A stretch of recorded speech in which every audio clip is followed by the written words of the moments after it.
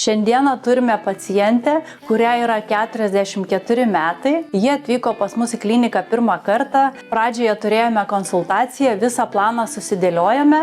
Tai pradėsime nuo botulino toksino injekcijų. Atliksime horizontalioms raukšlėms kaktoje, vertikaliai pykčio raukšliai ir aplinkui žąsų kojelėms. Šiai pacientai suleidau 120 veikimo vienetų, naudojame Dysportą. Šypsnio metu pacientė labai irgi turi išreikštą nosies raumenų susiraukimą. Dėl to šitoje vietoje irgi leisime botulino toksino injekciją. Naudojame 2 taškai. Kai ji šypsosis, visa veido šita sritis bus lygi.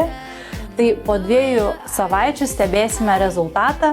Pacientai rekomenduojama toliau tęsti botulino toksino injekcijas, atvykti po pusės metų ir žiūrėsime, galbūt dar aptarsime kitą procedūrų gydymo planą.